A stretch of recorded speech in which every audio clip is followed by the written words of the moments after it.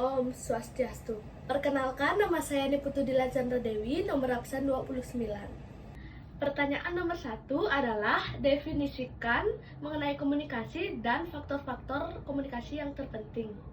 Baik, menurut Joko Purwanto, komunikasi adalah proses penyampaian informasi, gagasan, dan emosi antara individu dan kelompok menggunakan simbol-simbol verbal dan nonverbal.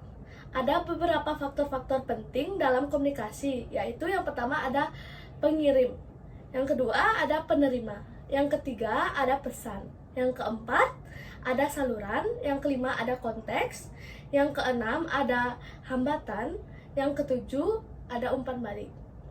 Pertanyaan nomor 2 adalah jelaskan 5 tahap dalam proses komunikasi. Menurut Joko Purwanto, 5 tahap tersebut adalah yang pertama ada tahap perencanaan, di mana pengirim merumuskan pesan dan memilih cara penyampaian yang efektif. Yang kedua ada tahap kodifikasi, yaitu pesan diubah menjadi simbol-simbol yang dapat dipahami. Yang ketiga ada tahap pengiriman, pesan dikirim melalui saluran komunikasi yang dipilih.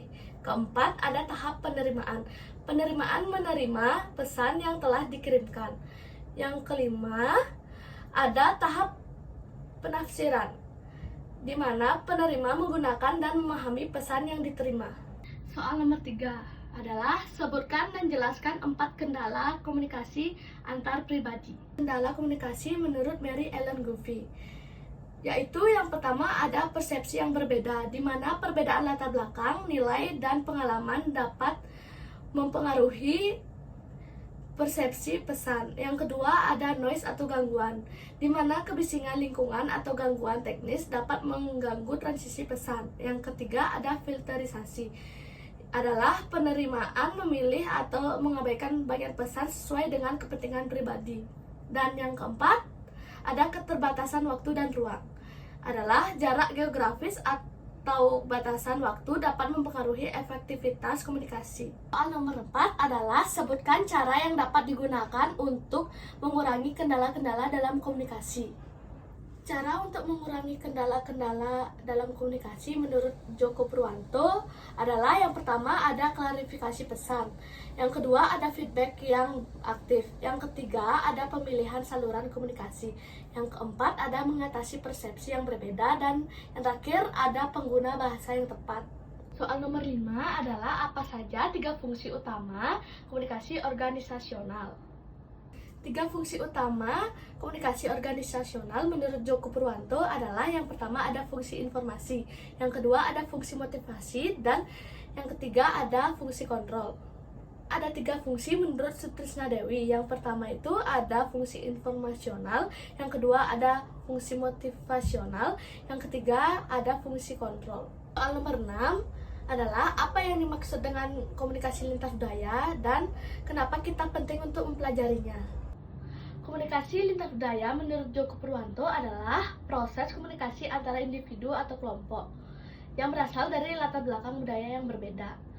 Pentingnya untuk mempelajari komunikasi lintas budaya adalah dapat memahami perbedaan budaya, meningkatkan efektivitas komunikasi, dan membangun kerjasama antar budaya. Soal nomor 7 adalah budaya memiliki 3 tingkatan, yaitu formal, informal, dan teknik.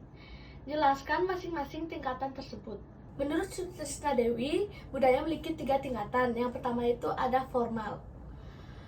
Ini merujuk pada aturan norma dan prosedur resmi yang diterapkan.